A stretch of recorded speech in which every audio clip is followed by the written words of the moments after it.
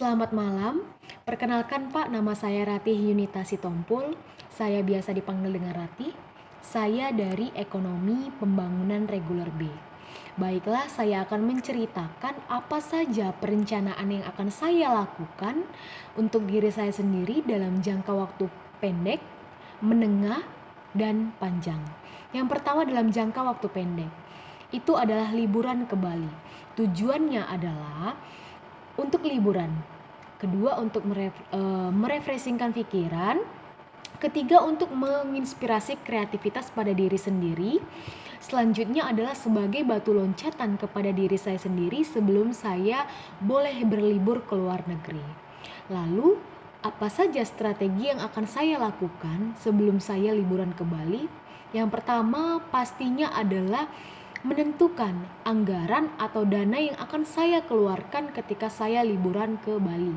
Yang kedua, menentukan waktu, tempat, dan tanggal yang tepat untuk dilakukannya liburan tersebut. Yang ketiga, menyiapkan cuti karena saya merupakan salah satu karyawan yang bekerja. Untuk itu saya memilih menyusun cuti saya terlebih dahulu sebelum saya boleh berangkat ke Bali. Selanjutnya, sumber daya apa aja sih yang saya miliki? Sumber daya yang saya miliki yaitu sumber daya manusia. Kenapa? Saya memilih sumber daya manusia yaitu diri saya sendiri. Bagaimana saya memanajemen diri saya sendiri untuk melakukan atau menjalankan target atau perencanaan yang sudah saya tentukan tadi. Nah, selanjutnya indikator yang menjadi keberhasilannya itu yaitu saya mampu mengenal budaya yang ada di Bali. Kedua, tingkat stres atau tekanan yang ada dalam diri saya sendiri itu semakin menurun.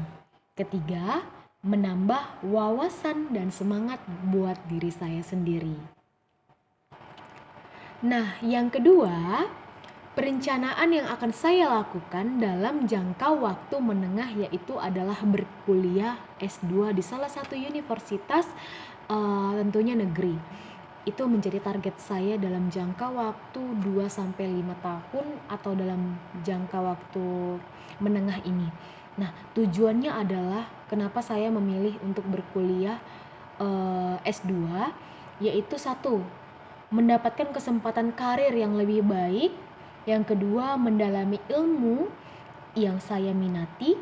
Yang ketiga, tentunya dapat memperoleh insentif atau gaji yang lebih sesuai dengan pengetahuan yang saya miliki. Selanjutnya, bagaimana strategi yang saya lakukan untuk mencapai atau merealisasikan perencanaan berkuliah S2 tadi? Yang pertama adalah menyiapkan waktu, tenaga, dan juga target. Yang kedua adalah menyiapkan dana yang cukup pastinya. Yang keempat itu adalah target atau waktu saya yang saya gunakan untuk menyelesaikan S2 tadi berapa lama. Saya harus sudah menargetkan dari sekarang ketika saya berkuliah atau bercita-cita S2, saya memiliki rentang waktu itu berapa lama saya menyelesaikannya. Karena plan yang baik atau waktu yang baik untuk menyelesaikan studi tadi itu sudah kita rancangkan dari awal. Selanjutnya, sumber daya yang saya miliki yaitu adalah sumber daya manusia. Kenapa saya katakan sumber daya manusia? Sumber daya manusia itu adalah diri saya sendiri. Karena tingkat kontrol yang akan menjalani setiap hambatan, rintangan atau proses itu adalah diri saya sendiri. Jadi saya memilih sumber daya manusia atau diri saya sendiri sebagai pusat kontrolnya, sebagai bagaimana saya bisa melalui setiap target tadi. Nah, selanjutnya salah satu indikator keberhasilan saya ketika saya menduduki atau bisa melewati atau merealisasikan perencanaan S2 tadi, berkuliah S2 tadi, yaitu satu, setelah saya berkuliah S2, saya memilih ingin memiliki penghasilan yang cukup. Yang kedua, memiliki kesempatan karir yang lebih baik.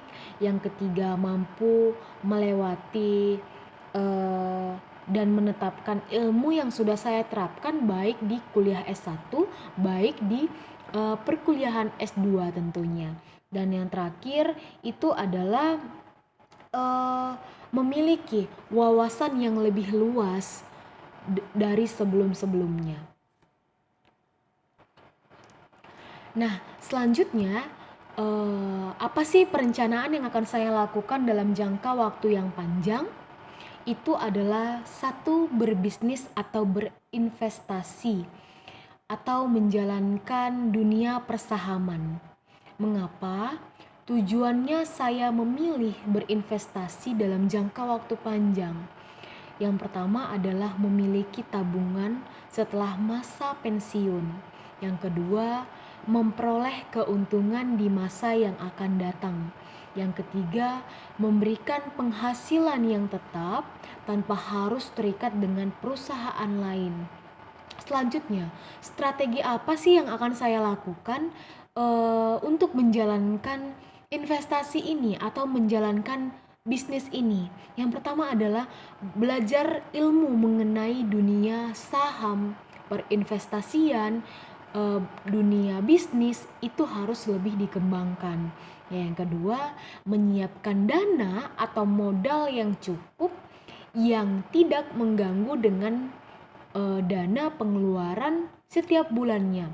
Yang ketiga, saya harus sudah menyusun target waktu saya dalam berinvestasi itu berapa lama. Selanjutnya yang terakhir itu adalah menyiapkan mental bagi diri saya sendiri ketika investasi itu turun nilainya dan tidak selalu berjalan dengan baik. Lalu yang terakhir, menurut saya indikator keberhasilan yang menilai atau mengukur tingkat keberhasilan investasi itu berjalan dengan baik, yang pertama adalah saya mampu membaca grafik naik turunnya saham. Yang kedua adalah memiliki keuntungan 50% dari modal yang saya berikan. Yang ketiga, siap untuk menerima resiko yang ada dan hambatan yang terjadi, terutama itu terjadi pada diri saya sendiri. Jadi saya menanamkan mental yang kuat untuk diri saya sendiri ketika nilai saham itu turun, investasi saya juga tidak selalu berjalan dengan baik.